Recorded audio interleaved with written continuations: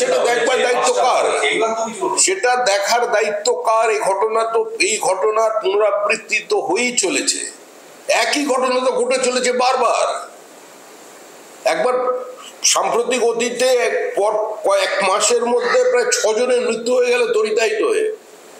দুদিন সংবাদ মাধ্যমে ব্যাপক আলোচনা চললো, সংবাদপত্রে খবর বেরোলো, মুখ্যমন্ত্রী বিবৃতি দিলেন, বিদ্যুৎ মন্ত্রী বিবৃতি দিলেন, বিরোধী আমরা যারা আছি আমরা তার সমালোচনা করলাম, কিন্তু তার থেকে কি শিক্ষা নিল সরকার? পরিস্থিতির তো কোনো পরিবর্তন হলো না। এই পরিস্থিতির মধ্যে দাঁড়িয়ে আমরা এই ঘটনার তীব্র নিন্দা করছি এবং এর দায় তৃণমূল কংগ্রেসকে নিতে হবে, এই সরকারকে নিতে হবে। মেয়রের কোনো নৈতিক এবং রাজনৈতিক অধিকার নেই, এরপরেও কলকাতা কর্পোরেশনের মেয়রের আসনে বসে থাকার এর দায় বিদ্যুৎ মন্ত্রীকে নিতে হবে। আমরা এটা নিয়ে রাজনীতি চাই না। প্রাকৃতিক বিপর্যয় হতে পারে, কিন্তু সেই প্রাকৃতিক বিপর্যয়ের সঙ্গে সময় যেভাবে কথা বলা উচিত, মানুষের সঙ্গে যে সংবেদনশীলতা বজায় রেখে যেভাবে তার প্রতিক্রিয়া দেওয়া উচিত, তার কোনো লক্ষণ তৃণমূল কংগ্রেসের মধ্যে নেই। আমরা আমাদের দলীয় কর্মীদের কাছে নির্দেশ পাঠাচ্ছি, বিভিন্ন বস্তি এলাকায় যেখানে ওয়াটার স্ট্যাগনেশন হয়েছে, মানুষ যেখানে আটকে পড়েছেন, তাদের সহযোগিতা করুন। প্রয়োজনে তাদের সমস্ত কিছু যা লাগে, ড্রাই ফ্রুট থেকে শুরু করে তাদের পাশে দাঁড়ানোর জন্য যেটুকুনি মানবিক সুবিধা দেওয়ার আপনি মনে করবেন সেটা দিন। আমাদের কর্মীরা সেই কাজ করছে। কিন্তু এভাবে তো কোনো সরকার চলতে পারে না, কোনো কর্পোরেশন চলতে পারে না। বৃষ্টির জেরে জনজীবন সম্পূর্ণ স্তব্ধ। মেয়র বলছেন আমি অসহায়, তাহলে সাধারণ মানুষ যাবে কোথায়? মেয়র বলছেন আমি অসহায়, সাধারণ মানুষ মা দুর্গার কাছে হাত জোড় করে প্রার্থনা করবে, এছাড়া তো মানুষের কোনো রাস্তা নেই। আর দুর্গা তো আগেই এসে গেছেন এবার। এর জন্যই মনে হয় আগে নিয়ে আসা হয়েছিল দুর্গাকে, পিতৃপক্ষে নিয়ে আসা হয়েছিল। মানুষের ভরসা দেবী দুর্গা, আর কে মানুষের ভরসা থাকবে? মুখ্যমন্ত্রী তো আগেও বলেছেন যে ঠাকুরের কাছে চাকরি চাইতে, মা কালীর কাছে। এবার মানুষ দুর্গার কাছে চাইবে।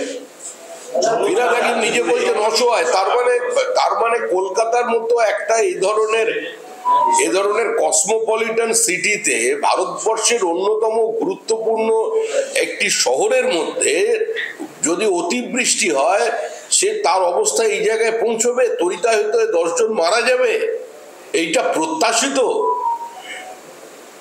এরপরে মেয়র যদি বলে অসহায় মনে করেন, তাহলে উনি ছেড়ে দিন। আপনি যদি অসহায় হন, আপনি যদি গোলে বল ঢোকাতে না পারেন, আপনার যদি পায়ে চোট থাকে, আপনি যদি বল চোখে না দেখতে পান, আপনি ক্রিকেটের মাঠে ক্রিকেট খেলবেন? বলই তো আপনি দেখতে পাচ্ছেন না। তো কেন উনি আছেন? অসহায়তার কোনো জায়গা তো, কথা তো মানুষের শোনার কথা নয়। আরেকটা হচ্ছে যে রাজ্য জুড়ে রাস্তাঘাটের যে অবস্থা, খানাখন্দে ভর্তি। পুজোর আগে রাজ্য সরকার খানাখন্দগুলোতে প্যাচওয়ার্ক করছে, আজকের এই বৃষ্টির ফলে সে প্যাচওয়ার্ক তো উঠে যাচ্ছে। মানে এবার পুজোর আগে এই বর্ষার জন্য খানাখন্দই আবার কপালে ফেলবে, পুজোতে খানাখন্দ।